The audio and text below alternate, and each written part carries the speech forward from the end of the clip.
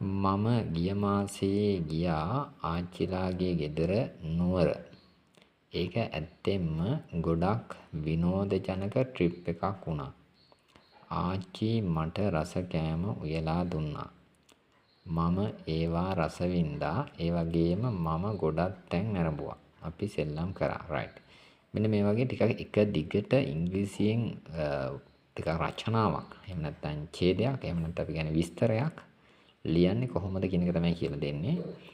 මේකේ මුල කොටස තමයි ගිය මාසයේ කියන මෙන්න මේ කොටස. ඒක අපි මුලින්ම ගමු. right? මේක ඕනනම් වාක්‍යයකට දාන්නත් පුළුවන්. මම මෙතන මුලට ගන්නවා. ඒතර last month ගිය මාසයේ. ඒතර මේ වගේ මාසය කාලය හංගන වචනයක් මුලට දාද්දි කමා එකක් යූස් කරනවා. right? මම I ක්‍රියාපදයේ තියෙනවා ගියා කියලා. ගියාට අපි පැහැදිලිවම දන්නවා වචනේ went. I went මං ගියා. ගියේ ආච්චිලාගේ ගෙදර. හරිද? ආච්චිලාගේ ගෙදර කියද්දී අපිට කියන්න පුළුවන් මේක grandma කියන්නේ ආච්චි කියන අදහස. grandmother කියන එක තමයි මේ shorten කරලා කෙටි කරේ මං. grandma's ආච්චිලාගේ නිවසට house. right? grandma house. මේක තියෙන්නේ කොහෙද? කැන්ඩි නුවර. right? එතකොට මෙතෙන්ට මම පාවිච්චි කරනවා නුවර කියනකොට කැන්ඩි කියන වචනය. right? එතකොට ඊළඟට මම කියනවා ඒක ඇත්තෙන්ම ගොඩක් විනෝදජනක ට්‍රිප් එකක් වුණා කියලා. ඒක ඇත්තෙන්ම. මේ ඇත්තෙන්ම කියද්දි කියන වචනෙට අපි පාවිච්චි කරනවා actually. right? අන්න ඒ වගේ වචනයක් තියෙනකොට ඒක මුලට ගන්න.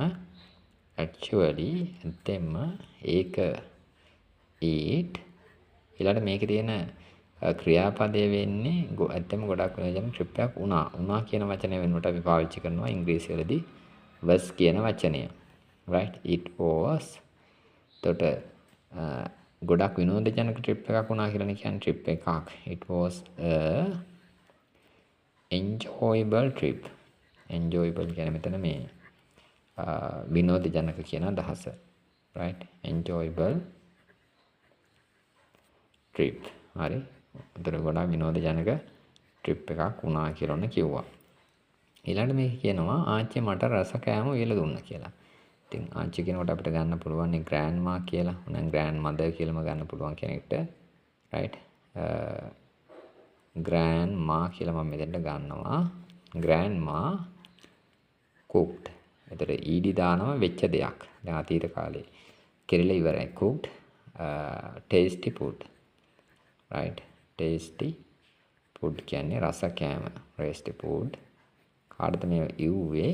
මට කියනකොටත් පාවිච්චි කරනවා to me කියලා. ට කියනකොට to දැම්මා.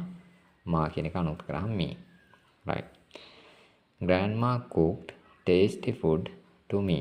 right? ඊළඟට මේක කියනවා මම ඒව රස විඳ කියලා. දැන් කතරු ඉන්නවා මම කියලා I රස විඳිනවා කියනකොට අපිට කියන්න පුළුවන් enjoy නැත්නම් tasted කියන්න පුළුවන්. මම මෙතන ගන්නවා enjoyed කියලා.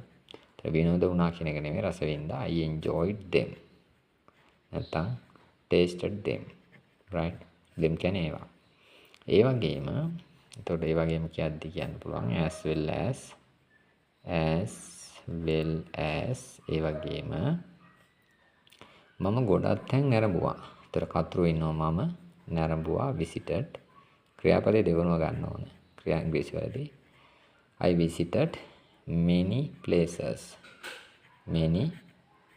places. ගොඩක් ස්ථාන නැරඹුවා කියලා තියෙනවා. ඉතින් අපි සෙල්ලම් කළා කියලා තියෙනවා. ඉතින් අපි කියනකොට මේව නම් දන්නු ලේසියෙන්ම ලියන්න පුළුවන්. we සෙල්ලම් කරනවට play කියනවා. සෙල්ලම් කළේ ඉවරයි we played. අපි සෙල්ලම් කරා. ඉතින් බලන්නකො මේ වගේ ඡේදයක් ඉංග්‍රීසියෙන් ලියා ගන්න ඔයාලටත් පුළුවන්ද කියලා. channel එක subscribe කරලා තියාගන්න. මේ වගේ වටින වීඩියෝ තවත් ඔයාලට දකින්න පුළුවන්කම එතකොට තියෙනවා.